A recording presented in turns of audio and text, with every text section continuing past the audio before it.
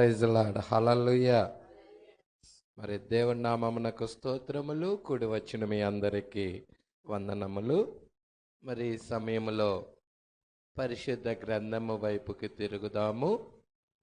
అందరూ బైబిల్ గనుక ఉన్నట్లయితే పరిశుద్ధ గ్రంథంని చూడండి. పరిశుద్ధ గ్రంథంలో హెబ్రీలకు రాసిన పత్రిక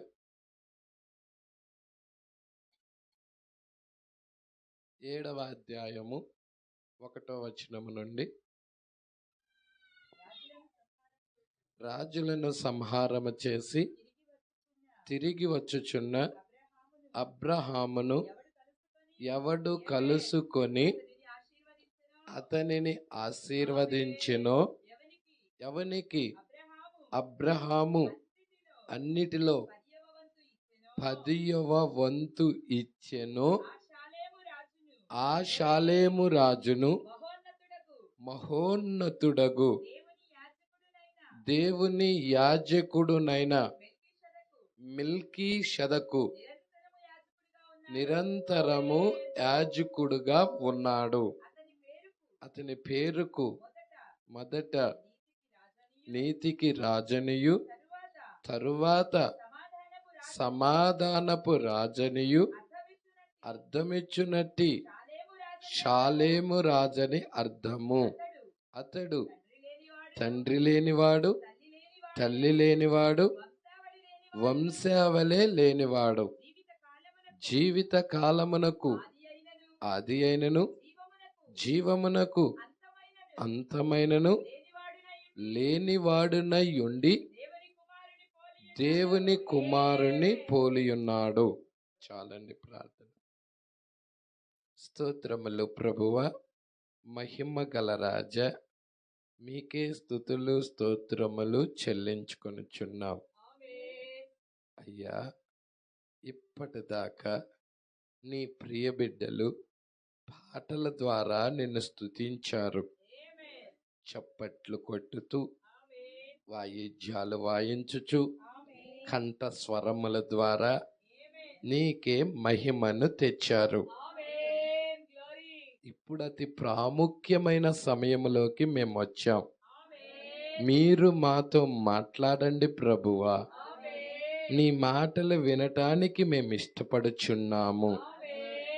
నీ కృప ఇక్కడ ఉండునుగాక, నీ అభిషేకం ఇక్కడ ఉండునుగాక, ప్రతి వ్యక్తిని నీ ఆత్మ దర్శించునుగాక. పరిశుద్ధాత్మ ఈ ఆవరణము మీద ఉండునుగాక. ఈ ప్రాంతం అంతా నీ ఆత్మ చేత నింపబడునుగాక. ప్రతి వ్యక్తి నీ ఆత్మ ద్వారాగా నింపబడునుగాక. అయ్యా, మేము ఖాళీ హృదయాలతో వచ్చాం. నీ వాక్యమనే అభిషేకముతో నింపబడి మా గిన్నె నిండి పొర్లే విధముగా అనైంటింగ్ ఇవ్వండి ప్రభువా. అభిషేకం ఇవ్వండి ప్రభువా. అయ్యా, ఎన్నడూ కని విని రీతిలో అంత అత్యధికముగా ఇక్కడ నీ ప్రియబిడ్డల మీద అనైంటింగ్ ఇవ్వండి ప్రభువా. అభిషేకించండి ప్రభువా. నీ కృప మా మీద బలముగా ఉండునుగాక. మేము నీ నీతిని నెరవేర్చుదుముగాక. అయ్యా, మా దోషములు, మా పాపములు, మా అతిక్రమములు అన్నీ నీ రక్తము క్రింద పెట్టుచున్నాం. గొర్రె పిల్ల యొక్క రక్తము క్రింద పెట్టుచున్నాము. వాటిని కడిగి పరిశుద్ధపరిచి ఆయన కృపకు పాత్రులుగా చేసి, ఆయన నీతికి వారసులుగా చేసి, వాక్య రూపంలోనికి ఈమెను తీసుకొని వెళ్ళునుగాక ప్రభువా. వాక్యమును గూర్చిన జ్ఞానము ఈమె సంపాదించుకొనుగాక. ఎత్తబడే విశ్వాసము కలిగి ఉండునుగాక. సహాయమును దయచేయమని, మా మధ్య ఒక్క బలహీనుడు కూడా లేకుండా చేయమని, ప్రతి వ్యక్తిని దర్శించమని నజరేయుడైన యేసుక్రీస్తు నామములో ప్రార్థన చేసి అడిగి వేడుకొనుచున్నాము. ఆమేన్. హల్లెలూయా, హల్లెలూయా. Praise Lord. మరి ఎక్కువ ఎక్కువసేపు చెప్పను, మరి ఒక్క 45-50 నిమిషాలు చిన్న వర్తమానం. అయితే ఇది చిన్నదేం కాదు, చాలా పెద్దది ఇది.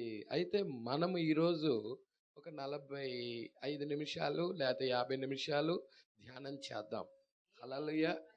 మరి గత వారాల్లో నుండి మనము మెల్కీషెదకు ఎవరు, who is this Melchizedek, who is this Melchizedek, ఈ మెల్కీషెదకు ఎవరు అనే వర్తమానము మాట్లాడుకుంటా వస్తున్నాం. సంతోషంగా ఉన్నారా? ప్రజలా, మీరు యాక్చువల్గా ప్రవక్త టైటిల్ ఏం పెట్టాడో చూడండి, ఈ మెల్కీషెదక్ ఎవరు. ఈ అంటే ఎప్పుడుది? ఇప్పుడుది. ఆ మెల్కీషెదక్ ఎవరు అంటే అప్పుడుది, అబ్రహాం దగ్గరది. ఇప్పుడు మెల్కీషెదకుగా వచ్చాడు. ప్రకటన 10లో బ్రన్హాం దగ్గరికి మెల్కీషెదకుగా వచ్చాడు. ఎప్పుడు వచ్చాడో తెలుసా? 2 ప్రపంచ యుద్ధాలు అయిన తర్వాత వచ్చాడు. 5వ బూర 6వ బూర ఫుల్ఫిల్డ్ అయిన తర్వాత, జరిగిన తర్వాత వచ్చాడు మెల్కీషెదకు. బైబిల్లో చూడు, ఛాయలో చూడు, ఛాయలో నువ్వు ఆదికాండం వైపుకి వెళ్ళినట్టయితే 14వ అధ్యాయంలో 2 ప్రపంచ యుద్ధాలు ఉంటాయి. ఎన్నవ అధ్యాయంలో? 14వ అధ్యాయం 1వ వచనం నుండే ప్రపంచ యుద్ధం స్టార్ట్. హల్లెలూయా. అక్కడ మొదటి ప్రపంచ యుద్ధం ఉంటుంది, రెండో ప్రపంచ యుద్ధం. 2 యుద్ధాలు అయిన తర్వాత హల్లెలూయా మెల్కీషెదకు ఏం తీసుకొని వస్తున్నాడంటే రొట్టెని తీసుకొస్తున్నాడు, ద్రాక్షారసాన్ని తీసుకొస్తున్నాడు. ఎవరి దగ్గరికి వస్తున్నాడంటే లోకం దగ్గరికి కాదు, ఎన్నుకోబడిన వ్యక్తి దగ్గరికి, ఏర్పాటైన వ్యక్తి దగ్గరికి, అబ్రహాము దగ్గరికి. ఈ కాలంలో కూడా ఎన్నుకోబడిన ఏర్పాటులో ఉన్న బ్రన్హాము దగ్గరికి, హల్లెలూయా అబ్రహాం యొక్క రాజ సంతానం దగ్గరికి ఏం తీసుకొస్తున్నాడు? రొట్టె, ద్రాక్షారసం. హల్లెలూయా. ఏంటి? 7 ముద్రల ప్రత్యక్షత అది. రొట్టె, ద్రాక్షారసం. అబ్రహాం తిన్నాడా? హల్లెలూయా. వధువు కూడా తింటుందా? హల్లెలూయా. నువ్వు తిను, మరలా ప్రవచిస్తావు. Praise lord. ఈమె గురించి చెప్పాడు, తిను ప్రవచిస్తావు. తిను, శరీరం మారిపోతుంది. తిను, వయసు కూడా మారిపోతుంది. ముసలితనం నుండి యవన వయసులోకి వస్తావు, వృద్ధాప్యం నుండి యవనంలోకి వస్తావు. Praise Lord. అక్కడ అబ్రహాం శారా తినటం ద్వారాగా వాళ్ళ శరీరాలు మార్చబడ్డాయి. ఈరోజు అదే వర్తమానం భుజించడం ద్వారాగా, ఆ మెల్కీషెదకు తీసుకొచ్చిన వర్తమానం భుజించడం ద్వారాగా ఈరోజు ఇక్కడున్న శారా శరీరము, ఇక్కడున్న వధువు యొక్క శరీరము మార్చబడబోతుంది. శరీరాలు మార్చే వర్తమానం ఇదే.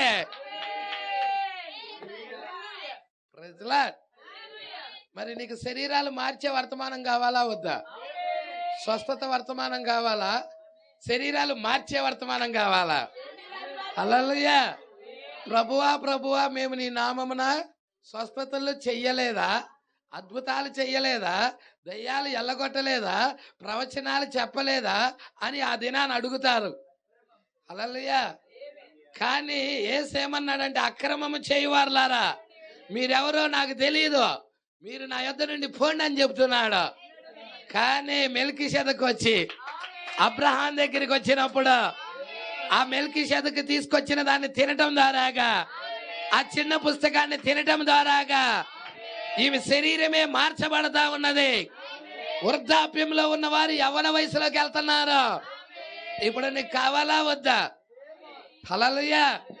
వృద్ధాప్యంలో ఉన్న స్త్రీలు యవ్వన వయసులోకి వెళ్ళాలంటే ఏదో తినాలి. నిత్య జీవం పొందుకోవాలంటే తినాలి. అది 7 ముద్రల ప్రత్యక్షత ఉన్నది. 7 ముద్రలు అయి ఉన్నాయి. 7 ముద్రలు తినటం ద్వారాగా ఈమె శరీరం మార్చబడతా ఉన్నది. హల్లెలూయా. దేవుడికి మహిమ కలుగును గాక. అయితే ఇక్కడ మనం చూద్దామా? చాలా ప్రాముఖ్యమైన విషయాలు. హల్లెలూయా. మీరందరూ 28వ పేరా వైపు తిప్పాలని ఇష్టపడుచున్నాను. మెల్కీషెదెకు. ఈ మెల్కీషెదెకు ఎవరు? 28వ పేరా వైపు మీరందరూ కూడా తిరగాలని నేను ఇష్టపడుచున్నాను. ప్రజలా సరే, చాలా జాగ్రత్తగా గమనిద్దాం. పట్టుకుంటున్నారా? ఇక్కడే అమ్మా చాలా జాగ్రత్తగా పట్టుకుంటున్నారా? ఇప్పుడు దేవుని యొక్క గుణ లక్షణాలని గమనించుదము.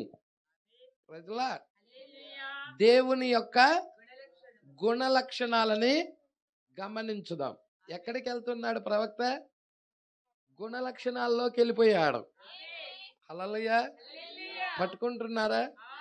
అంటే మీరు చూడండి, అందరూ ఎక్కడి నుంచి చూస్తారంటే, ప్రజలా ఈ రోడ్డు మీద నిలబడ్డావనుకో, ఎక్కడ దాకా చూస్తావు? నువ్వు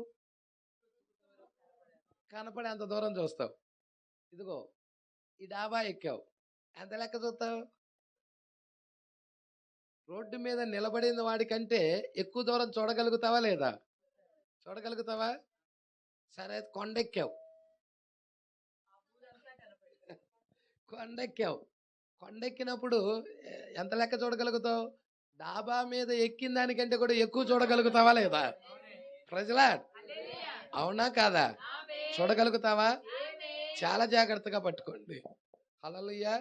ఇక్కడ మనం ఏం చూస్తున్నామంటే, దేవుడు ఫస్ట్ గుణలక్షణము నుండి ఆలోచన నుండి మాట నుండి శరీరం. హల్లెలూయా. పలుకబడిన మాటే మూల విత్తనం. అర్థమవుతుందా? మాట నుండి ఏమవుతుంది? వాక్యము శరీరం అవుతుంది. మాటే వాక్యం. వాక్యం ఏమవుతుంది? శరీరం అవుతుంది. అంటే ఇప్పుడు ప్రవక్త ఎక్కడికి వెళ్ళాడంటే మూలంలోకి వెళ్ళిపోయాడు. అంటే గుణ లక్షణంలోకి వెళ్ళిపోయాడు. ప్రజలా అర్థమవుతుందా? గుణ లక్షణంలోకి వెళ్ళిపోయాడు. స్టార్టింగ్ లోకి వెళ్ళిపోయాడు. చూసారా అండి? ఇక్కడ దేవుని యొక్క గుణ లక్షణాలను గమనించుదాం. మొదటిగా దేవుని గుణ లక్షణం. హల్లెలూయా. మొదటి స్టెప్ ఏంటి? దేవుని గుణ లక్షణం. తర్వాతది ఆలోచన. ఇప్పుడు గుణ లక్షణమే ఏమవుతుంది? ఆలోచన అవుతుంది. తర్వాత గమనిస్తున్నారా? ఇప్పుడు ఆలోచన వ్యక్తపరచకుండా అవన్నీ ఒక్కల్లోనే ఉన్నాయి. ప్రజలా ఇప్పుడు ఆలోచన నువ్వు మాట్లాడితే కదా నీలో ఉన్న ఆలోచన ఏదో వ్యక్తపరచబడేది. నువ్వు మాట్లాడనంతసేపు ఆలోచనలన్నీ నీలోనే ఉండిపోతాయి. అర్థమవుతుందా? గుణ లక్షణమేమో ఆలోచన నువ్వు మాట్లాడితే మాట అవుతుంది. ఆ ఆలోచన బయటకు వస్తుంది. నీకు బాగా దాహం అవుతుంటే నువ్వేం చేస్తావు? సిగ్నల్ అందించేసిద్ది. ఎక్కడికి? మనసుకి ఇచ్చేసిద్ది సిగ్నల్. ఏమనిస్తుంది? నీకు బాగా దాహం అవుతుంది, వాటర్ అడుగనిచ్చిద్ది. నువ్వు నీకు ఎమ్మటే ఆలోచన ఏమవుతుందంటే నువ్వు అడుగుతావు, ఆ వాటర్ ఇవ్వ, కాసిని నీళ్లు కాసినివ్వ బాటిల్తో అని అడుగుతావు. ఇప్పుడు ఎప్పుడైతే ఆలోచన మాట అయిపోతుంది, ఇక వాటర్ తీసుకొచ్చి ఇయటం క్రియ అవుతుంది. ప్రజలా దేవుడికి మహిమ కలుగును గాక. ఇక్కడ చాలా జాగ్రత్తగా పట్టుకుందాం. గుణ లక్షణమే ఆలోచన, వ్యక్తపరచకుండా అవన్నీ ఒకల్లోనే ఉన్నాయి. ప్రజలా రెండవదిగా ఆయన దానిని వ్యక్తపరిచినప్పుడు అది మాట అవుతుంది. వ్యక్తపరిచినప్పుడు ఏమవుతుంది? మాట అవుతుంది. ఆ మాటే శరీరధారి అయి మన మధ్య జీవించింది. అదే కదా, ఆది యందు వాక్యము ఉండెను, వాక్యము దేవుని యొద్ద ఉండెను, వాక్యమే ప్రజలా హల్లెలూయా. ఇక్కడ మీరు చూడండి, ఇక్కడ చాలా జాగ్రత్తగా పట్టుకుందాం. ఆదికాండం 1వ అధ్యాయం 1వ వచనం ఏమని ఉంది? ఆది యందు దేవుడు భూమి ఆకాశమును. అవునా? యోహాను సువార్త 1వ అధ్యాయం 1వ వచనంలో ఏముంది? ఆది యందు వాక్యము ఉండెను. అవునా? ప్రకటన గ్రంథం చూడండి 1వ అధ్యాయం. ఆది నేనే అంతము. ఆ పాయింట్ తీయమ్మా.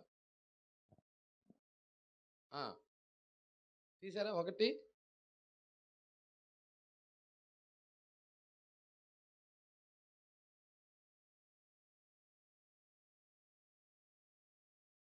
ఇదే కదా, అల్ఫా ఒమేగా నేనే. అల్ఫాయును ఒమేగాయును నేనే. ఎన్ని వేసాడు అక్కడ? 5. మూల భాషలో ఏంటి? అల్ఫా ఒమేగా నేనే. అంటే ఇప్పుడు ఆది ఆయనే, అంతము ఆయనే. హల్లెలూయా. ఇప్పుడు నీకు ఇక్కడ నువ్వు చాలా జాగ్రత్తగా పట్టుకో. ఆది కాండములో ఆది యందు దేవుడు భూమి ఆకాశాలు చేశాడు. యోహాను సువార్తలో ఆది యందు వాక్యం ఉన్నది. ప్రకటన గ్రంథంలో ఆది నేనే అంటే అది ఈయనేనా అని చెప్తున్నాడు. ఎంతకి ఈ మూడిటిలో ఏది ఆది? అసలు ఆది ఈ ఇక్కడ ఆది యందు దేవుడు భూమి ఆకాశాలు చేశాడా, లేక ఆది యందు వాక్యం ఉన్నదా, లేక ఆది యందు దేవుడు ఉన్నాడా?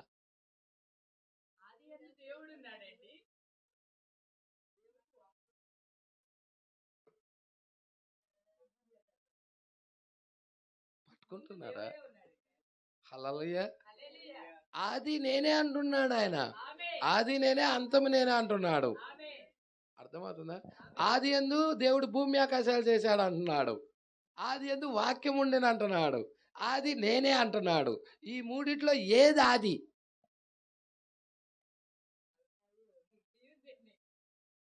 ఏది ఆది? నేను బైబిల్లో మాటే చెప్పాను, నా కొత్త మాట ఏం చెప్పలా. కావాలంటే నీ బైబిల్లో చూడు. ఆది కాండం 1వ అధ్యాయం 1వ వచనం, యోహాను సువార్త 1వ అధ్యాయం 1వ వచనం, ప్రకటన గ్రంథం 1వ అధ్యాయం 8వ వచనం. నేను బైబిల్లో అదే చెప్పా. ఈ మూడిట్లో ఏది ఆది? మరి ఆది యందు భూమి ఆకాశాలు ఉన్నాయా, లేక ఆది యందు వాక్యం ఉన్నదా, లేక ఆది యందు ఆది ఆయనేనా? పట్టుకుంటున్నారా? చాలా జాగ్రత్తగా గమనిద్దాం.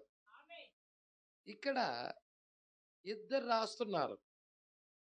యోహాను రాసిన ప్రకటన గ్రంథము యోహానే రాశాడు, యోహాను సువార్త యోహానే రాశాడు. కానీ ఆది కాండం మోషే రాశాడు.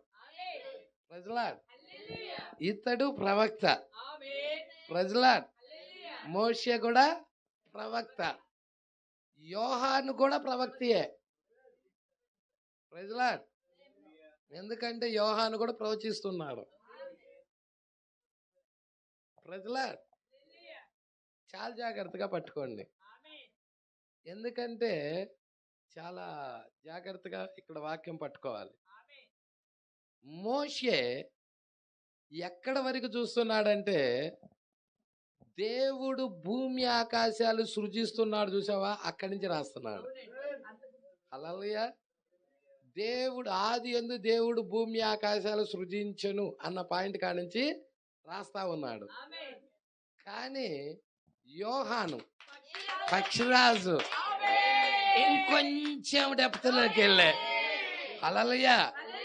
ఎక్కడికి వెళ్ళాడంటే ఆయన గుణ లక్షణాల్లోకి వెళ్ళిపోయాడు. ఆది యందు వాక్యం ఉన్నది అంటే భూమి ఆకాశాలు రావాలంటే వాక్యం లేకుండా భూమి ఆకాశాలు రావు. పలకుండా భూమి ఆకాశాలు ఎలా వస్తాయి? పలికేగా, మాటేగా. మాటేగా వాక్యం అంటే. మాటేనా వాక్యం అంటే? అంటే మాట పలకకుండా భూమి ఆకాశాలు వచ్చినాయా? హల్లెలూయా. అర్థమవుతుందా? మాట పలకకుండా భూమి ఆకాశాలు రాలేదు. ప్రజలా అంటే ఈయన ఏం చూస్తున్నాడయ్యా అంటే ఈ యొక్క భూమి ఆకాశాలు రావటానికి ముందే వాక్యం ఉన్నది. ప్రజలా అంటే మాట ఉన్నది. ఈ మాటకి ముందే ఆయన ఉన్నాడు. ఈ మాటకి ముందే ఆయన ఉన్నాడు అని ప్రకటన గ్రంథంలో రివల్యూషన్ రాస్తున్నాడు. Praise Lord. సంగమా, పట్టుకుంటున్నావా? ఈ విషయాలు పట్టుకుంటున్నావా? హల్లెలూయా. నీకు ఇవ్వబడిన ఇక్కడ కింద భూమి మీద ఉన్న వ్యక్తి కొంత లెక్కే చూస్తాడు. ఇంటి డాబా మీద ఉన్న వ్యక్తి ఇంకొంచెం ఎక్కువ దూరం చూస్తాడు. అదే కొండ మీద ఉన్న వ్యక్తి మొత్తం చూస్తాడు, పట్టణం అంతా. అలాగే దేవుడు ఎవరికి ఏ తలాంతి ఇచ్చాడో ఆయన గుణ లక్షణాల్లోకి వెళ్ళి అక్కడి నుండి రాస్తా ఉన్నాడు ఈయన. Praise Lord. దేవుడికి మహిమ కలుగును గాక. మరి వాళ్ళకున్న రెవల్యూషన్ వీళ్ళకి ఎందుకు లేదంటే వీళ్ళకి ఇవ్వబడిన పరిధిలోనే వీళ్ళు ఉన్నారు. హల్లెలూయా. అయితే ఇక్కడ మనం కొంచెం జాగ్రత్తగా గమనిద్దాం. ఆ గుణ లక్షణములే ఆలోచన వ్యక్తపరచకుండా అవన్నీ ఒకల్లోనే ఉన్నాయి.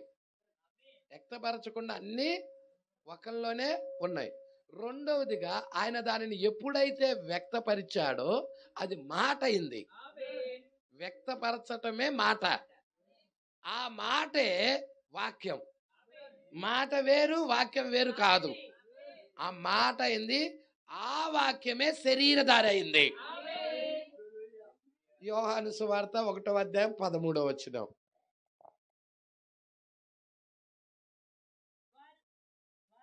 ఆ 12 చూడమ్మా, 14 అమ్మా, 14. ఆ వాక్యము, అదే కావాలి. ఆ వాక్యము, ఆ మాట, ఆ వాక్యము శరీరం ధరించింది, రక్త మాంసాల శరీరం ధరించింది. రక్త మాంసాల శరీరం ధరించక ముందు ఆయనకి ఇంకొక శరీరం ఉన్నది, అదే వాక్యపు శరీరము.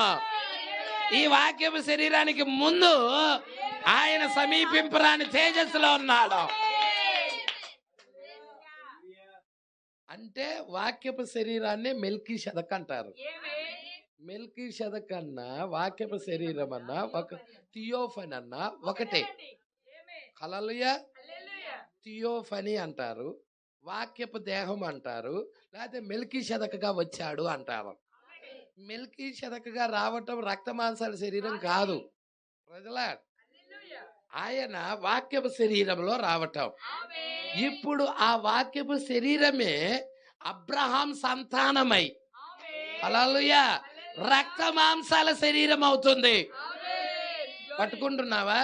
ఎందుకు రక్త మాంసాల శరీరం అయ్యిందంటే మరి మానవుడు పాపములో ఉన్నాడు కాబట్టి పాపము నుండి విడిపించటానికి దేవుడు కూడా రక్త మాంసాల శరీరము అవ్వాల్సి వచ్చింది. అదే హెబ్రీలకు రాసిన పత్రికలో చెప్తున్నాడు. 2వ అధ్యాయం 14వ వచనం. కాబట్టి ఆ పిల్లలు, ప్రైజ్ లార్డ్, అర్థమవుతుందా? ఆ పిల్లలు, ఇదిగో ఇక్కడ ఉన్నారు. ఆ పిల్లలు రక్త మాంసాలు గలవారైనందున ఆ ప్రకారమే మరణము యొక్క బలము గలవారిని అనగా అపవాదిని మరణము ద్వారా వాడు ఏ విధంగా దేవుని బిడ్డలను మరణంలోకి లాగాడో. హల్లెలూయా. అవునా? మరణంలోకి లాగాడా? మరణము ఆ రక్త మాంసాల శరీరంలో మరణం ఉన్నదా? దేవుని బిడ్డల మీద మరణం ఉన్నదా? ఇప్పుడు మరణము ద్వారాగా ఆ సాతాన్ని నశింపజేయటానికి, వాడి యొక్క బలాన్ని నశింపజేయటానికి దేవుడు కూడా రక్త మాంసాల శరీరంలో రావాల్సి వచ్చింది. హల్లెలూయా. చాలా మందికి అర్థం కాదు. దేవుడు ఒక ఆయన ఉండి ఇంకొకరిని పంపించాడంటాడు. No no no no no no. ఆయన అక్కడ ఉండి ఇంకొకరిని పంపటం కానే కాదు.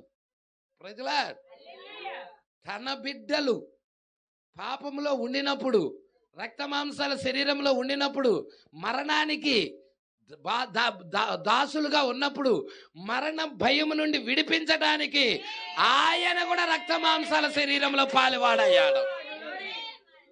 ప్రజలా, అందుకంటున్నాడు కాబట్టి ఆ పిల్లలు రక్త మాంసాల గలవారైనందున ఆ ప్రకారమే మరణము యొక్క బలము గలవారిని అనగా అపవాదిని మరణము ద్వారా వాడు ఎలాగ దేవుని బిడ్డలకు మరణాన్ని తీసుకొచ్చాడో ఆయన మరణము ద్వారాగా అపవాదిని నశింపజేయటానికి యేసుక్రీస్తు శిలువ మరణము ద్వారాగా అపవాది యొక్క మరణమున్నది అక్కడ వాడి బలము విచ్ఛిన్నమైపోతుంది. అందుకే అపవాదిని మరణము ద్వారా వాడిని ఏం చేయాలి? నశింపజేయాలి. జీవిత కాలమంతయు మరణ భయము చేత దాస్యమునకు లోబడిన వారిని విడిపించుటకు, జీవితకాలమంతా మరణానికి భయము చేత దాస్యానికి లోబడిన వారిని విడిపించడానికి, ఆ మరణ భయము నుండి విడిపించడానికి, ఆ దాస్యము నుండి విడిపించడానికి చూద్దాం. ఆయన కూడా, ఆయన అంటే ఎవరు? ఎలోహిమ్, మెల్కీషెదకు, సర్వోన్నతుడైన దేవుడు. ఆయన కూడా రక్త మాంసములో, హల్లెలూయా, ఆయన కూడా రక్త మాంసములో పాలివాడాయను. ఎలయనగా ఆయన ఎంత మాత్రం దేవదూతల స్వభావమును ధరించుకొనక అబ్రహాము సంతాన స్వభావమును, ప్రైజ్ లార్డ్, పట్టుకుంటున్నారా?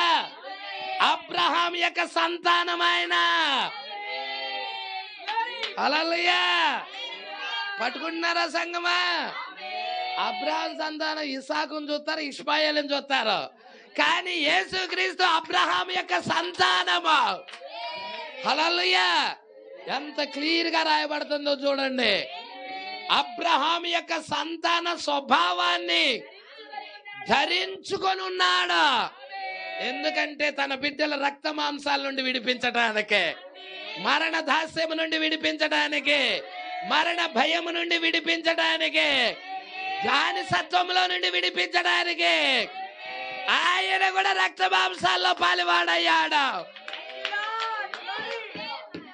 నువ్వెలా రక్త మాంసాల్లో ఉన్నావో నీ ప్రభువు కూడా, నీ దేవుడు కూడా, నీ విమోచకుడు కూడా, నీ భర్త కూడా రక్త మాంసాల్లో పాలివాడయ్యాడు. Praise lord. నిన్ను విమోచించడానికి, నిన్ను రక్షించడానికి, నిన్ను నీతిమంతుడిగా మార్చడానికి, నిన్ను పరిశుద్ధపరచడానికి, నీకు నిత్య జీవం ఇవ్వడానికి దేవుడు కూడా రక్త మాంసములో పాలువాడయ్యాడు.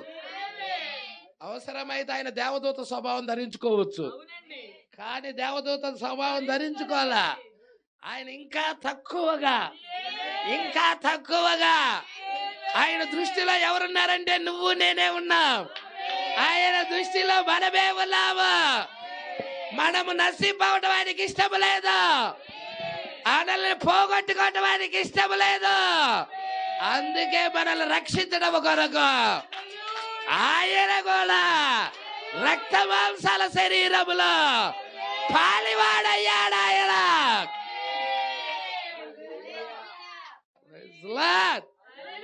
సంగమా, పట్టుకుంటున్నావా? నీ ప్రభువు నీ స్థానంలోకి వచ్చాడు. సమీపింపరాని తేజస్సులో ఉన్న ప్రభువు, అమరత్వం కలిగి వసిస్తున్న ప్రభువు, ఎవ్వరు కూడా ఆయన సమీపించలేని వెలుగులో ఉన్న ప్రభువు.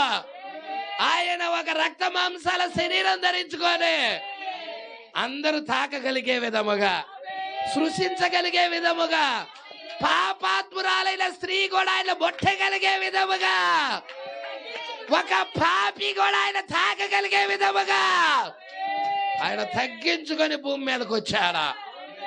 ఆయన ముట్టడం ద్వారాగా పాపికి స్వస్థత, ఆయన ముట్టడం ద్వారాగా రక్తస్రావము కలిగిన స్త్రీకి స్వస్థత. ఈరోజు ఆయన ఎంతో మంది ఇక్కడ ఉన్న వాళ్ళు ఆయన తాకాలని ఇష్టపడుతున్నారు. హల్లెలూయా. నువ్వు లేనిదే నేను ఉండలేను ప్రభువా, నేను బ్రతుకుతున్నానంటే అది నీ కృపే. హల్లెలూయా. కొంచెం ముందుకు చదువుదాం. ఆ వాక్యమే శరీరధారి అయి మన మధ్య జీవించిన. చూస్తున్నారా? 3 స్టెప్పులు. సమీపింపరాని తేజస్సులో ఉన్నాడు. తర్వాత ప్రథముడుగా చూడండి.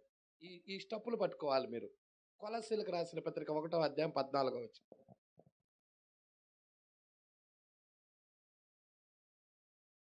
కొలస్సీలకు రాసిన పత్రిక 1వ అధ్యాయము తీసారా? 15 నుండి చూద్దాం. ఆయన అదృశ్య అంటే కనిపించడు. అదృశ్యుడు అంటే కనిపించడు. స్వరూపి అంటే రూపము గలదా రూపము లేనిదా? స్వరూపి అంటే రూపము గలదా రూపము లేనిదా?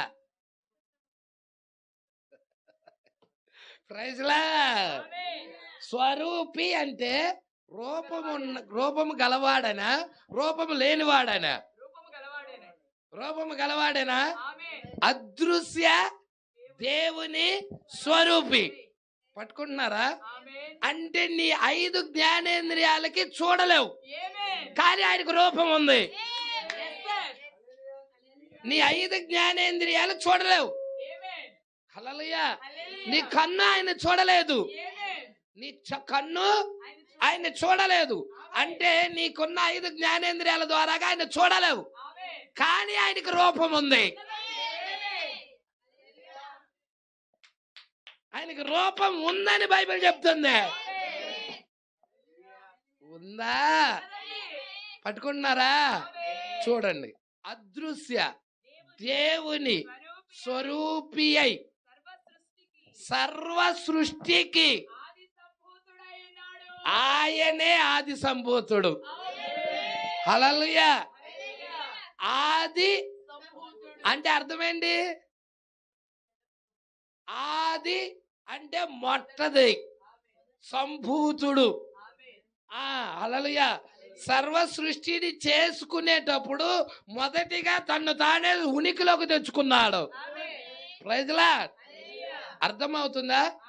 సర్వ సృష్టికి ఆది సంభూతుడై అంటే సృష్టించబడిన వాటిలో ఆయనే ప్రథముడు అని అర్థం. ఆయనే మొదటివాడని అర్థం. ఆయనే మొట్టమొదటివాడు. చూడండి.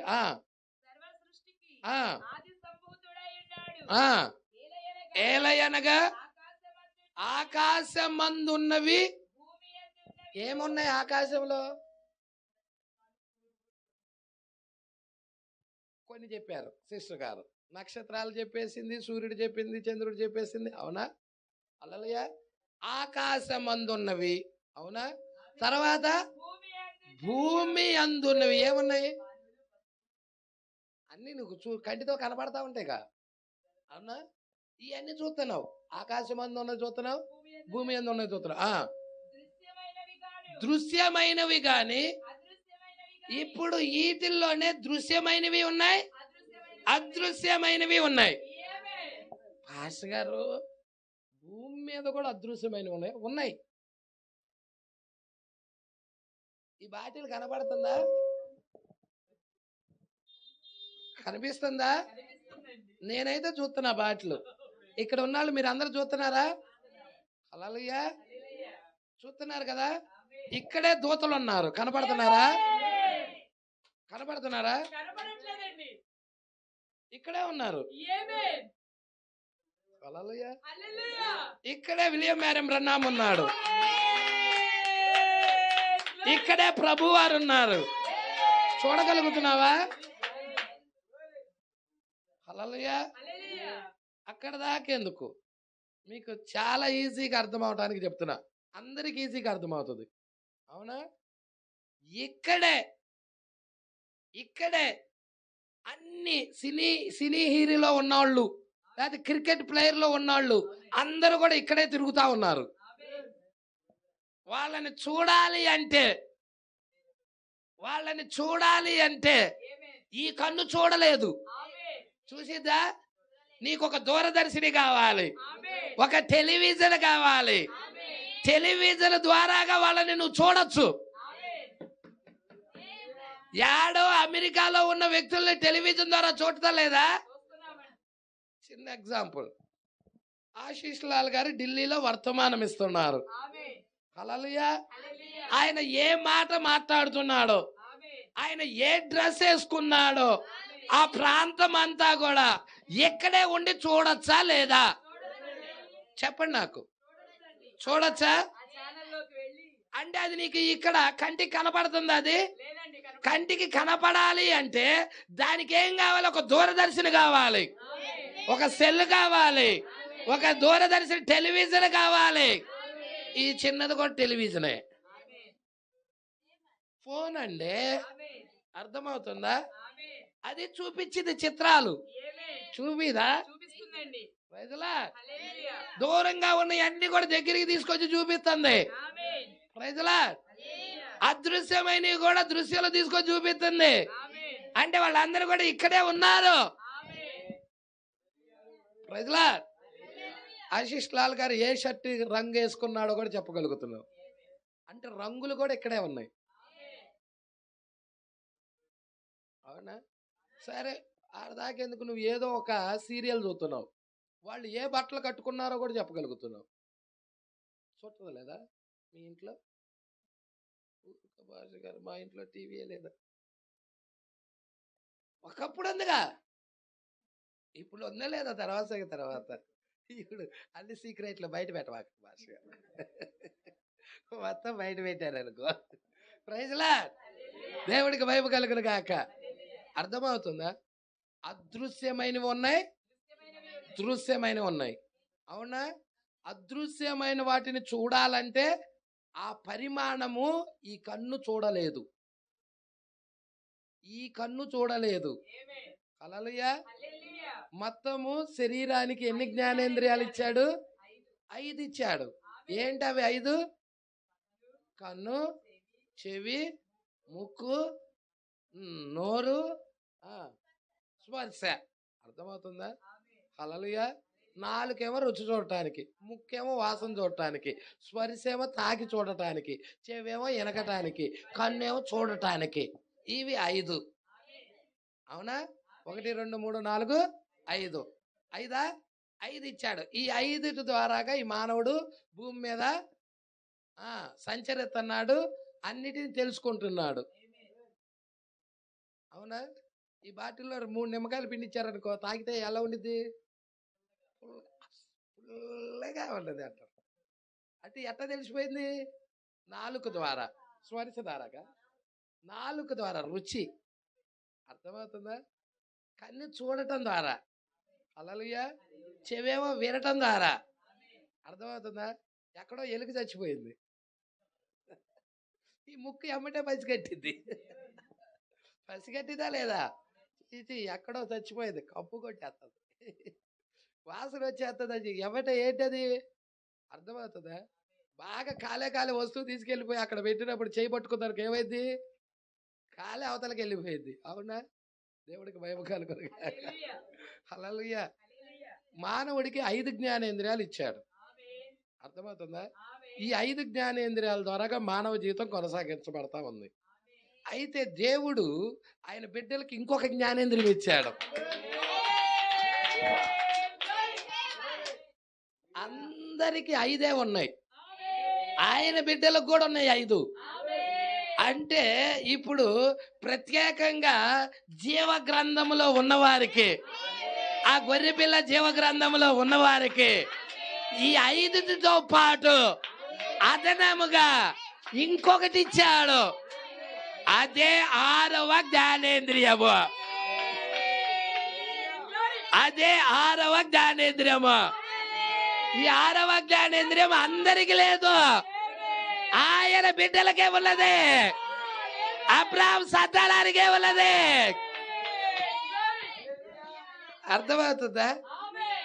వాళ్ళకి నీకు ఏంటి ప్రత్యేకత అంటే 5 వాళ్ళకి ఇచ్చాడు, నీకు ఇచ్చాడు.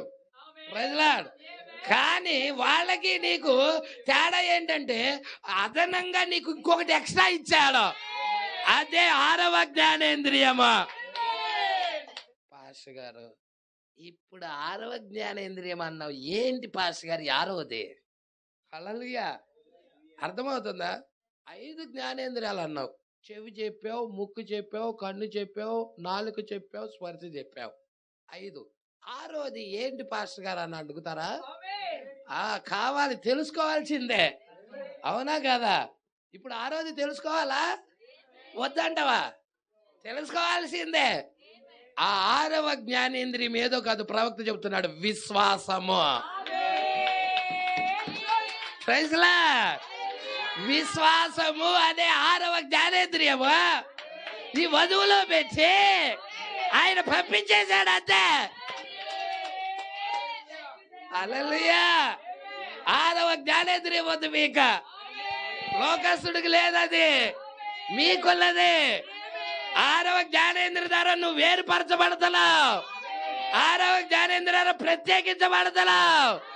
6వ జ్ఞానేంద్రియ ద్వారా దేవుణ్ణి ప్రేమించగలుగుతున్నావు, వాక్యాన్ని హత్తుకోగలుగుతున్నావు, వాక్యం వైపు తిరగగలుగుతున్నావు, లోకాన్ని విడిచి రాగలుగుతున్నావు, పాపాన్ని వదిలిపెట్టి రాగలుగుతున్నావు, సంఘశాఖను వదిలిపెట్టి రాగలుగుతున్నావు. దేవుడికి మహిమ కలుగును గాక. ఎన్నవ జ్ఞానేంద్రియం అది? వాళ్ళకి లేదు, నీకు పెట్టాడు అది. హల్లెలూయా. కాబట్టి ప్రవక్త ఒక బుక్కే చెప్పాడు, దాని మీద ఇంత పేజీల పుస్తకమే చెప్పాడు 6వ జ్ఞానేంద్రియం మీద. విశ్వాసము అనున్నది 6వ ఇంద్రియము అని చెప్పేశాడు ప్రవక్త, టైటిల్ పెట్టేసి. Praise Lord. మరి ప్రవక్త చెప్పిన వర్తమానం ఉంటది, టేపు వినండి, ఇంకా ఆత్మీయంగా బలపడండి. హల్లెలూయా. సంగమా ఇక్కడే ఉన్నారా? ఇక్కడ చూద్దాం. దృశ్యమైన ఉన్నాయి, అదృశ్యమైన ఉన్నాయి. హల్లెలూయా. ఇప్పుడు అదృశ్యమైన వాటిని చూడాలంటే నీకేం కావాలి? 6వది కావాలి. 6వది ఎవరికైతే ఉంటుందో వారు మాత్రమే అదృశ్యమైన వాటిని చూడగలుగుతారు. Praise Lord. 6వ జ్ఞానేంద్రియం లేనివాడు 5 వరకే చూస్తాడు, దృశ్యమైన వాటినే చూస్తాడు, అదృశ్యమైన వాటిని సమీపించలేడు, చూడలేడు. ఇక్కడ ఒక వధువు ఉన్నది, ముందు నిర్ణయంలో ఉన్నదామె, జగత్పులా చేయబడక ముందే ఉన్నదామె. ఆమె చూడగలుగుతుంది 6వ జ్ఞానేంద్రియం ద్వారా, అదృశ్యమైన వాటిని కూడా చూడగలుగుతుంది. Praise lord. పట్టుకుంటున్నారా? హల్లెలూయా. మీకు చిన్న ఎగ్జాంపుల్ చెప్పు. హల్లెలూయా. 3 ఇళ్ళు అవతల ఇంట్లో ఎవరో మాట్లాడుకుంటున్నారు, ఇక్కడుండి నువ్వు చెప్పగలవా? 3 ఇళ్ళు అవతల చెప్పలేవు కదా? చెప్పగలను అన్నాళ్ళు చేయొద్దండి. సరే 3 ఇళ్ళు కాదు, పక్కిళ్ళే చెప్పగలుగుతావా? వాళ్ళు ఏం మాట్లాడుకుంటున్నారా? ఎవరు చెప్పలేడు. Praise Lord. ఒక దేశము నుండి ఇంకొక దేశం. Praise Lord. ఇజ్రాయెల్ దేశంలో ఎలీషా ఉన్నాడు, సిరియా దేశంలో బెన్హదద్ రాజు ఉన్నాడు. Praise Lord. అక్కడ వాళ్ళు ఆలోచన చేస్తున్నారు. అది ఆలోచన ఎలాగో తెలుసా? భూమి మీద కాదు, అండర్ గ్రౌండ్ లోకి వెళ్ళి సీక్రెట్ సమావేశం. అది రాజు అత్యవసర సీక్రెట్ సమావేశాలు ఏర్పాటు చేశాడు. ఎవరికి లీక్ అవడానికి లేదు, సమాచారం ఎవరికి లీక్ అవడానికి లేదు. కొన్ని ముఖ్యమైన వ్యక్తులని లోనకి పిలిచాడు, వాడిని అండర్ గ్రౌండ్ లోకని. ఇప్పుడు ఇజ్రాయెల్ రాజును పట్టుకోవాలి, ఎలా పట్టుకుందాం ప్రజలా అని ఈ రాజు వీళ్ళని అడుగుతా ఉన్నాడు. హల్లెలూయా. ఇజ్రాయెల్ రాజును పట్టుకోవాలన్న సంగతి ఆ అండర్ గ్రౌండ్ లో ఉన్న రాజు దగ్గర ఉన్న ప్రజలకే తెలుసు, బయట వాళ్ళకి తెలియదు. మళ్ళీ తెలుసా? ఆ ఊర్లో ఉన్న వాళ్ళకి ఎవరికి తెలియదు. ప్రజలా వీరే లోనకి వెళ్ళి ఆలోచన చేస్తున్నారు. ఆలోచన చేస్తున్నప్పుడు ఆలోచన ఇక ఎమ్మటే కొందరు ఇలా సలహా ఇచ్చాడు. ఏముంది రాజా, వాకింగ్ పొద్దున్న ఇజ్రాయెల్ రాజు అదిగో ఆ కొండమ్మటికి వెళ్తా ఉంటాడు. ప్రజలా మనం అందరం కొండ చుట్టూ ముట్టలేసామనుకో ఈజీగా దొరికిపోతాడు అని చెప్పేశారు. ఓ ఈ ఆలోచన ఏదో చాలా బాగుంది అని చక్కగా రాజుని వాకింగ్కి వచ్చేటప్పుడు పట్టుకుందామని కొంతమందిని సీక్రెట్ ఏజెంట్లని అమర్చేద్దాం, తెల్లారేపాటికి వాకింగ్కి వచ్చే లోపే అమర్చేద్దామని అమర్చేసేటానికి ఇక ఎమ్మటే ప్లాన్ అమలు చేసేసాడు. తెల్లారి ఇజ్రాయెల్ రాజును పట్టుకోవాలి. అవునా? ఒక దేశానికి రాజు, ఇజ్రాయెల్ దేశానికి రాజు అతను. సిరియా దేశపు రాజు వీళ్ళని పట్టుకోవటానికి ముట్టడేస్తున్నాడు అనమాట. ప్రజలా హల్లెలూయా. ఏం జరుగుతూ ఉన్నదయ్యా అంటే ఎమ్మటే వీళ్ళ రాత్రి పూట చెప్పిన ఆలోచన ఎక్కడో పర్వతం మీద ఉన్నాయన, కొండ మీద ఉన్నాయన. ఎలీషాకి తెలిసిపోయింది. ఎలీషాకి ఆరోగ్యానేంద్రియం ఉంది. అక్కడ ఆరోగ్యాన్ని ఉండటం ద్వారాగా ఎమ్మటే వర్తమానం పంపించాడు రాజు దగ్గరికి. రాజా రాజా రాజా, ఇప్పుడే మన ప్రవక్త దగ్గర నుంచి వర్తమానం వచ్చింది. ఏంటి ఆ వర్తమానం? ఏం లేదు, ఆ కొండ దగ్గరికి నిన్ను వెళ్ళొద్దని చెప్పాడు. ఎందుకు రోజు వెళ్తున్నాగా, నేను బాగానే ఉన్నాగా, నువ్వు వెళ్తే మాత్రం నిన్ను పట్టుకుంటారని చెప్పాడు. అవునా? ఆయన మాట్లాడేదేంటి? వెళ్తే నీ ఇష్టం, పట్టబడతావు అని చెప్పేశాడు. అయినా చూద్దాం ఉన్నారో లేరో అని కొంతమందిని పంపించాడు. ఆడికి వెళ్ళంగానే సిరియల్ని కాసుకొని కూర్చున్నారు. రాజా నిజంగానే సిరియన్లు ఉన్నారు అక్కడ. ప్రజల అసలు వాళ్ళ ఆలోచన ముందుగానే ఎరిగిన వ్యక్తి. హల్లెలూయా. సిరియన్లు ఆలోచన ముందుగానే ఎరిగిన వ్యక్తి ఎవరో తెలుసా? అక్కడ ఎలీషా ప్రవక్త అక్కడ ఉన్నాడు. ఎంతకి ప్రవక్తలో ఉన్నది ఎవరో తెలుసా? విశ్వాసానికి కర్త, విశ్వాసానికి కర్త, ఆరవ జ్ఞానేంద్రియము ఆయనే ఉన్నాడు అక్కడ.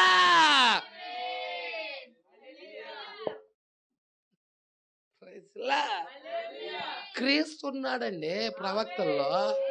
ప్రవక్తల యందున్న ఆత్మ ఎవరాత్మ? క్రీస్తు ఉన్నాడు. ఈరోజు ఏదో కడుపులో నొప్పి వచ్చి రాలేదేమోలే, రాజు కడుపులో నొప్పి వచ్చి రాలేదండి. సరే రెండో రోజు ఇంకొక విధంగా ముట్టడేద్దాం అన్నాడు. ఆ రోజు కూడా చెప్పాడు, ఆ రోజు కూడా రాలా. సరే రెండో రోజు కూడా రాలేదు, ఏంటబ్బా అసలు ఏం జరుగుతుంది? ఇక మూడో రోజు చెప్తున్నాడు, అయ్యా ఈ ట్రిప్ చాలా జాగ్రత్తగా, లీక్ అవటానికి లేదు. పేపర్ లీక్ అయిందనుకో, పేపర్ లీక్ అవటానికి లేదు. ప్రజల చాలా జాగ్రత్త. అవునా? ఈ మూడోసారి అయినా చాలా జాగ్రత్తగా పట్టుకోండి ఇజ్రాయెల్ రాజుని అని మూడోసారి కూడా పంపించేశాడు. మూడో రోజు అయినా కానీ ఇజ్రాయెల్ రాజు రాలా. ప్రజల మన సమాచారం ముందుగానే తెలియజెప్తున్నారు. ఎవడో మనలో ఒకడు గూఢాచారం ఉన్నాడు. మన వర్తమానాన్ని, మన ఆలోచనల్ని ముందుగానే ఇజ్రాయెల్ రాజుకు మోసుకెళ్తున్నాడు. ఎవరు వాడు? వాళ్ళ పక్షాన ఉన్నవాడు ఎవడు చెప్పండి? ఎవరున్నారు వాళ్ళ పక్షాన చెప్పండి మీలో అని అడుగుతున్నాడు రాజు. అయ్యా వాళ్ళల్లో ఒకడు లేచి అన్నాడు. ప్రజలా ఒకడు లేచి వచ్చి ఇలాగ అంటున్నాడు, అయ్యా మనలో ఒక్కడు కూడా లేడయ్యా వాళ్ళ పక్షంగా. లేడా? మరి ఎందుకని? 3 రోజులు మిస్ అయిపోయారు. మన సమాచారం తెలియకపోతే రాజు కంపల్సరిగా వచ్చేవాడు, పట్టబడేవాడు కదా. హల్లెలూయా. మన సమాచారాన్ని ఎవరో మోసుకెళ్ళారు. నువ్వు రహస్య గదిలో మాట్లాడుతున్న మాటలు ఆ ఎలీషా ప్రవక్తకి కంగ్ కంగ్ కంగ్ అని మోగుతున్నాయి. ప్రజలా ఎలీషా ప్రవక్తకి మరుగా ఏది లేదయ్యా.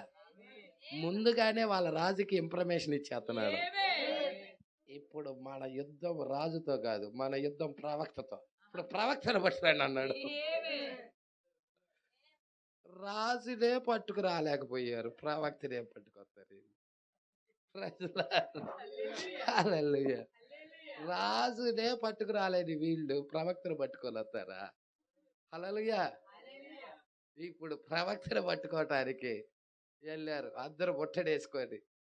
అందరూ చక్కగా ఫోన్లు పట్టుకున్నారు, పేపర్ పట్టుకున్నారు. ఏం తెలుసా, ఈయన తెలుసా బొమ్మ, ఈ బొమ్మ తెలుసా, అయ్యా ఈ బొమ్మ ఆయన చూసావరా ఎక్కడల్లా అని అందరిని అడుగుతా ఉన్నాడు. అయ్యా అది కదా ఆ కొండ మీద ఉంటాడు.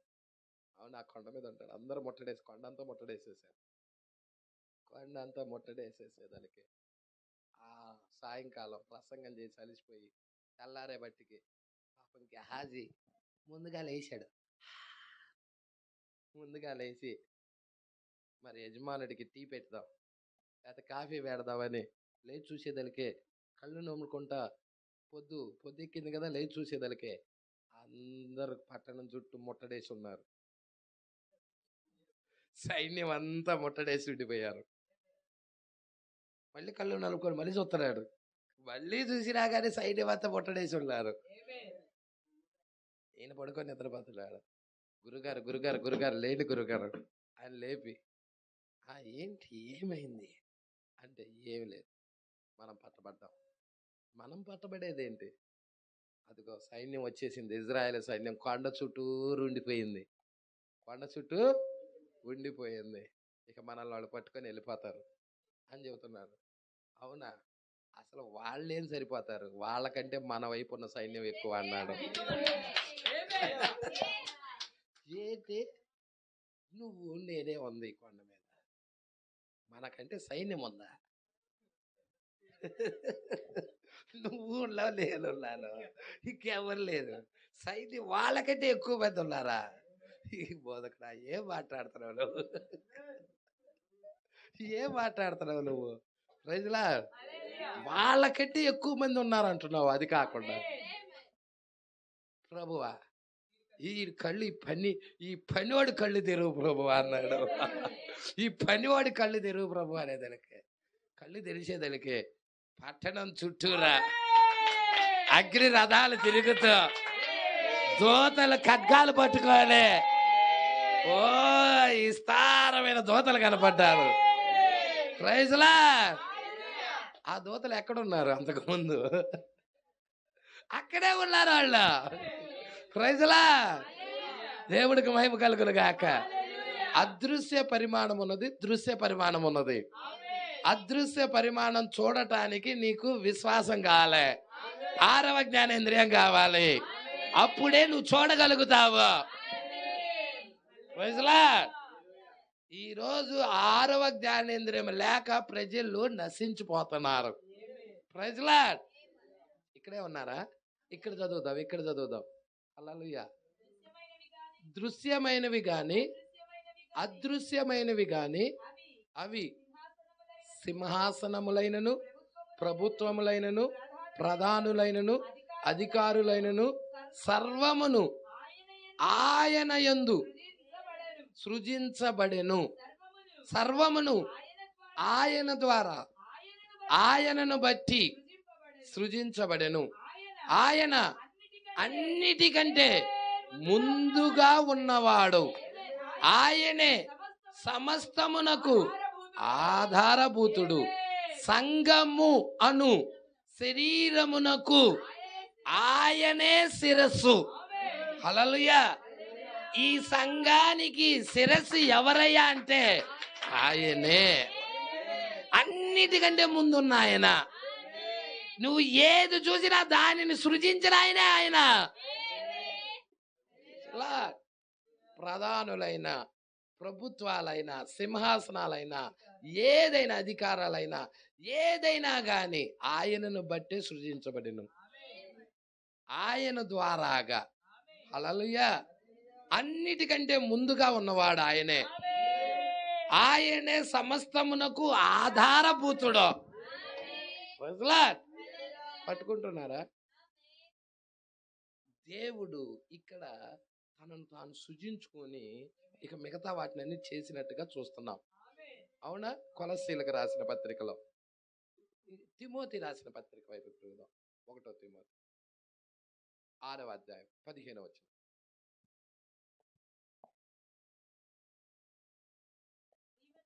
శ్రీమంతుడు, అద్వితీయుడగు, సర్వాధిపతి, యుక్త కాలమందు ఆ ప్రత్యక్షతను. ప్రజల శ్రీమంతుడు ఎవరైనా? శ్రీమంతుడు, అద్వితీయుడగు సర్వాధిపతి. ఆయన ద్వితీయుడు కాదు, ఆయన ద్వితీయుడు కాదు. హల్లెలూయా. ఆయన అద్వితీయుడు, రెండోవాడు కానివాడు, సర్వాధిపతి. ఆయన యుక్త కాలమందు ఆ ప్రత్యక్షతను కనపరచును. ఆ సర్వాధిపతి రాజులకు రాజు, ప్రభువులకు ప్రభువై ఉన్నాడు. సమీపింపరాని తేజస్సులో ఆయన మాత్రమే వసించుచు అమరత్వము గలవాడై ఉన్నాడు. మనుషులలో ఎవ్వడును. ఇప్పుడు మెల్కీసెదకుని అబ్రహాం చూశాడా లేదా? అది మెల్కీసెదకు చూశాడు. అబ్రహాం మెల్కీసెదకును చూశాడు. కానీ మెల్కీసెదకు కంటే ముందున్న ఆయన, వాక్యం కంటే ముందున్న ఆయన, ఆయనే శ్రీమంతుడు, ఆయన సర్వాధికారి, ఆయన సమీపింపరాని తేజస్సులో ఉన్న ఆయన, అమరత్వం కలిగి వసిస్తున్న ఆయన. మనుషుల్లో ఎవ్వడు చూడలేదు, ఎవ్వడు చూడనేరడు. ఆయనకు ఘనతయు శాశ్వతమైన ప్రభావము కలిగి ఉండును గాక. హల్లెలూయా. చూస్తున్నారా? ఈయన ఎవ్వరు చూడలా. ఇప్పుడు ఈయన ఏమయ్యాడంటే మెల్కీసెదకుగా వాక్యపు శరీరంలోకి వచ్చేసాడు. ప్రజలా, వాక్యపు శరీరంలోకి వచ్చినప్పుడు మెల్కీసెదకుగా ఉన్నప్పుడు మరి అబ్రహాం చూశాడు ఆయన్ని, కలుసుకున్నాడు ఆయన్ని. కలుసుకున్నాడా లేదా? హల్లెలూయా. Praise lord.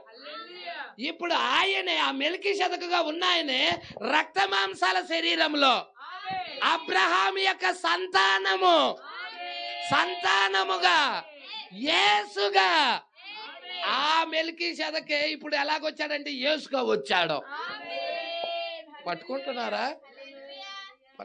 సమీపింపరాని తేజస్సులో ఉన్న ఆయన మెల్కీసెదకుగా రావటం, తర్వాత రక్త మాంసాల శరీరంలో రావటం. ఈ దశలు పట్టుకోండి. 3. ఆయన 3లో పరిపూర్ణుడు.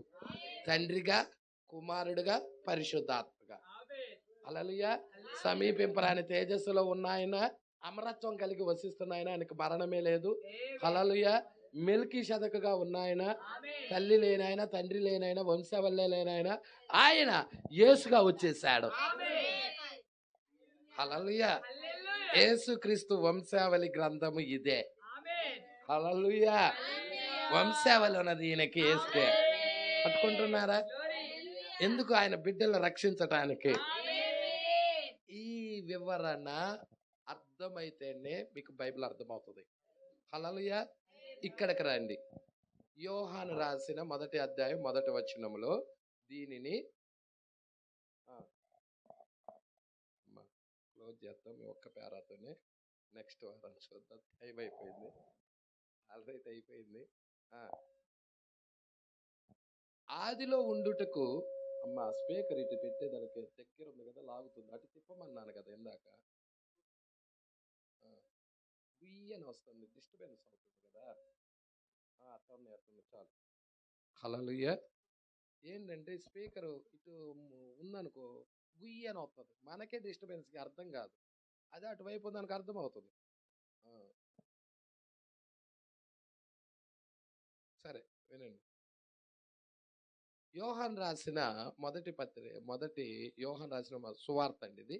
1వ అధ్యాయం 1వ వచనములో ఆదిలో ఉండుటకు గమనించండి, కానీ నిత్యత్వానికి ముందు గమనించండి. ఆది యందు వాక్యం ఉన్నది కదా. హల్లెలూయా. వాక్యానికి ముందు నిత్యత్వం ఉంది. వాక్యం ద్వారాగా అన్ని కలిగినాయి. హల్లెలూయా. మాట ద్వారాగే కానీ కలిగింది. భూమి ఆకాశాలు కలుగును గాక మాటగా, పచ్చని చెట్లు కలుగును గాక మాటగా, పక్షులు కలుగును గాక, జంతువులు కలుగును గాక, సూర్య చంద్ర నక్షత్రాలు కలుగును గాక. అర్థమవుతుందా? మాటకు ముందేంటి? నిత్యత్వం. అర్థమవుతుందా? మాటకి ముందు నిత్యత్వం. అదే అంటున్నాడు. ని- ఆ ఆదిలో ఉండుటకు గమనించండి, కానీ నిత్యత్వానికి ముందు గమనించండి. ఆది యందు వాక్యం ఉండెను. కాలం అనున్నది ప్రారంభమైనప్పుడు వాక్కు ఉన్నది. కాలం అనేది ప్రారంభమైనప్పుడు ఏముంది? వాక్కు అంటే వాక్యం ఉన్నది, పలకబడిన మాట. కానీ ఆ వాక్కు అనున్నది ఉండుటకు ముందే అది ఒక గుణలక్షణము, ఒక ఆలోచన ఉండెను, అది వ్యక్తపరచబడెను. ఆది యందు వ్యక్తపరచబడిన వాక్యము. Praise Lord. ఇప్పుడు మెల్కీషెదెకు ఉన్న చోటుకు, హల్లెలూయా, ఇక్కడ ఈ విషయాలు పట్టుకోండి. మెల్కీషెదెకు ఉన్న చోటునకు మనం వచ్చుచున్నాం. మెల్కీషెదెకు ఎవరా అన్న చోటుకి మనం వస్తున్నాం. అది ఈ మర్మముగా ఉన్న వ్యక్తి. ఆది యందు వాక్యం ఉండెను, వాక్యము దేవుని యొద్ద ఉండెను, వాక్యమే దేవుడై ఉండెను. అర్థమవుతుందా?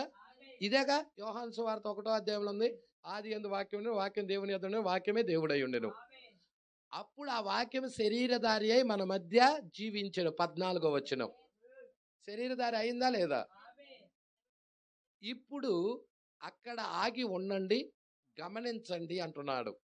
ఈ ఒక్కరవే చూసి క్లోజ్ చేద్దాం. చాలా ఇంపార్టెంట్ అన్నమాట ఇది. ప్రతి పేర ఇంపార్టెంటే. హల్లెలూయా. నీకు ఒక్కొక్క పేర ఒక్కొక్క గంట పడుతుంది వర్తమానం. అంత లోతైన విషయాలు ఉన్నాయి. Praise Lord. ఆయన మొదటి రూపము, ఆయన మొట్టమొదటి రూపం ఏంటి? ఆత్మదేవుడు. ఏంటది? ఆత్మగా ఉన్న దేవుడు, సహజాతీతుడు. మంచిది. ఆ గొప్ప నిత్యుడు ఆయన. ఆ గొప్ప నిత్యుడు, ఆయన నిత్య జీవి. మెల్కీషెదెకు ఆయన నిత్యుడు. ఆత్మ, ఆత్మ అంటే ఆత్మగా ఉన్న దేవుడు. హల్లెలూయా. ఆ గొప్ప నిత్యుడు. రెండవదిగా ఆయన తన్ను తాను థియోఫనిగా శరీరమును అమర్చుకొని రూపము ధరించాడు. థియోఫని శరీరంలోకి వచ్చాడు. అర్థమవుతుందా? ఈ నిత్యుడైన దేవుడే థియోఫనిలోకి వచ్చాడు. ఈ థియోఫనియే ఏమంటారంటే వాక్యపు దేహం అంటారు. అర్థమవుతుందా? హల్లెలూయా. ఈ థియోఫనిని ఏమంటారు? వాక్యపు దేహం అంటారు. థియోఫని శరీరమును, శరీరం అది. ఈ థియోఫని శరీరం, వాక్యపు దేహము ఈ కన్ను చూసిద్దా? ఈ కన్ను ఇది చిత్రాలే చూడటానికి టెలివిజన్ సహాయం తీసుకుంటుంది. అర్థమవుతుందా? టెలివిజన్ ఏమన్నా సృష్టిస్తుందా అంటే సృష్టించటల్లా. అది ఏమన్నా సృష్టిస్తుందా ఏంటి? టెలివిజన్ చిత్రాలు సృష్టించటల్లా. జరిగిన దానిని నీకు కనబరిచే రీతిలో, నీ కన్ను చూడగలిగే విధంగా అది ట్రాన్స్ఫర్ చేసి చూపిస్తుంది, మార్చి చూపిస్తుంది. అదృశ్యమైన దాన్ని దృశ్యంలోకి తీసుకొని చూపిస్తుంది. Praise lord. ఐసీల ద్వారాగా మనం చూడగలుగుతున్నాం. ఇక్కడ చూడండి, మొదటిదేమో ఆత్మ దేవుడు, సహజాతీతుడు అతను, ఆ గొప్ప నిత్యుడు ఆయన. ఆ నిత్యుడుగా ఉన్న ఆయనే రెండవదిగా ఆయన తన్ను తాను ఒక థియోఫనిగా శరీరాన్ని అమర్చుకున్నాడు. అర్థమవుతుందా? అంటే సమీపింపరాని తేజస్సులో ఉన్న ఆయన ఇప్పుడు చూడగలిగే విధముగా, సమీపించగలిగే విధముగా, తాకగలిగే విధముగా ఇప్పుడు ఆయన ఒక శరీరం ధరించుకుంటున్నాడు. ఆ శరీరం మట్టి శరీరం కాదు. అర్థమవుతుందా? ఆ శరీరం వాక్యపు శరీరం. దాన్నే థియోఫని శరీరం అంటారు. అర్థమవుతుందా అండి? అదే అబ్రహాం దగ్గరికి వచ్చింది. అబ్రహాం దగ్గరికి వచ్చింది ఏం శరీరం అంటే థియోఫని శరీరం, వాక్యపు శరీరం. పట్టుకుంటున్నారా? అమర్చుకొని రూపము ధరించెను, దానినే వాక్యము, ఒక దేహము, వాక్యపు దేహం అంటారు, లేక థియోఫని అంటారు అని పిలుచుట జరిగెను. అబ్రహామును ఆయన కలిసినప్పుడు ఇదే ఆయన స్థితి. ఈ వాక్యపు రూపమే ఆయన స్థితి. ఈ థియోఫనే కదా. అర్థమవుతుందా? మెల్కీషెదెకుగా పిలవబడెను. అబ్రహాము కలుసుకున్నప్పుడు ఆయన ఎలాగ పిలవబడ్డాడు? ఆయన థియోఫని అను రూపంలో ఉన్నాడు. అర్థమవుతుందా? థియోఫని అనే రూపంలో ఉన్నాడు. ఇప్పుడు మనం అక్కడికి వెళ్ళి దానిని కొద్ది నిమిషాలలో రుజువు చేద్దాం. దేవుని చిత్తమును బట్టి అలాగు చేయుదము. ఆయనే వాక్యమై ఉన్నాడు. Praise lord. 29లో అంటున్నాడు, థియోఫనీ అనగా నీవు చూడలేకపోవునది అంటున్నాడు. థియోఫనీ అనగా నువ్వు కంటితో ఈ మానవ దేహముతో చూడలేక పోవునది అంటున్నాడు. Praise Lord. దేవుడికి మహిమ కలుగునుగాక. సంగమా పట్టుకుంటున్నావా? ఇప్పుడు ఈ మానవ దేహముతో చూడలేక ఉన్నాయి ఎలా చూడగలుగుతున్నాము? టెలివిజన్ ద్వారా చూడగలుగుతున్నాము. అవునా? అలాగే దేవుడు ఆ చూడలేని ఆటిని అబ్రహాముకు చూయించాడు, మోషేకు చూయించాడు, మోషేకు కూడా చూయించాడు. Praise lord. ఈపు భాగం చూశాడు మోషే, ఈపు భాగం చూశాడు. Praise Lord. దేవుడికి మహిమ కలుగును గాక. అయితే ఇది రక్తమాంసాల శరీరం కాదు. అబ్రహాం దగ్గరికి వచ్చింది. అబ్రహాం దగ్గరికి వచ్చిన శరీరం ఎలాంటి శరీరం? వాక్యపు శరీరం. అర్థమవుతుందా? దీన్ని థియోఫనీ అంటారు, లేక మెల్కీషెదకుగా వచ్చాడు. Praise lord. మెల్కీషెదకు శరీరం ఉన్నది, తర్వాత రక్తమాంసాల శరీరము ఉన్నది. Praise Lord. లేఖనాలు ఇలా చెప్తున్నాయి, భూమి మీద మన గుడారమైన ఈ నివాసం శిథిలమైపోయిన, చేతి పని కాక దేవుని చేత కట్టబడినది, నిత్యమైనది నివాసము పరలోకమందు మనకున్నదని ఎరుగుదాం. కొరింథీయులకు రాసిన 2వ పత్రిక 5వ అధ్యాయంలో ఉంది. ప్రజల ఉందా ఇంకొక దేహం? అది చేతి పని కాదు, దేవుని చేత కట్టబడింది. అది నివాసమే, ఇది నివాసమే. అంటే ఈ నివాసానికి ఎలా జ్ఞానేంద్రియాలు ఉన్నాయో దానికి కూడా చూపు ఉన్నది, అది చూడగలిగిద్ది. దానికి కూడా వినికిడు ఉంది, అది వినగలిగిద్ది. దానికి కూడా నోరు ఉంది, అది మాట్లాడగలిగిద్ది. ఆ శరీరాల గురించే వస్తాయి ఇక. హల్లెలూయా. ఇక్కడ నుండి ఆ శరీరాల గురించే 29వ పేరా నుండి ఆ శరీరాల గురించే వస్తాయి. 30వ పేరా చదివితే ఇంకొంచెం అద్భుతంగా ఉంటది. Praise Lord. అర్థమవుతుందా? ఒక ముసలాయన 5 సంవత్సరాల క్రితం చచ్చిపోతాడు. హల్లెలూయా. ఒక స్త్రీ కారు నడుపుకుంటూ వెళ్తుంది. హల్లెలూయా. వెళ్తా ఉండేదానికి ఆ ముసలాయన రోడ్డు మీద నడుచుకుంటూ వెళ్తా ఉంటాడు. ఆడ ఆల్రెడీ చచ్చిపోయాడు. చచ్చిపోయిన వ్యక్తి ఎలా నడుస్తాడు? నన్ను అడగవాకండి. 5 సంవత్సరాల క్రితమే చచ్చిపోతాడు. అయితే వెళ్ళి అమాంతంగా గుద్దేసింది. మీ దగ్గర ఉందిగా బుక్కు, చదవండి. మీ దగ్గర బుక్ ఉందిగా, చదవండి. గుద్దేసేదలకే ఈ ముసలాడు ఎగ్గిరి గాలిలో పడతాడు. అల్లంత దూరంలో పడతాడు, ఎడారంత దూరంలో పడతాడు ఎగ్గిరి. పడేదలికే ఆ దెబ్బ, గుద్దిన దెబ్బకి కారు కూడా చొట్టపోయింది.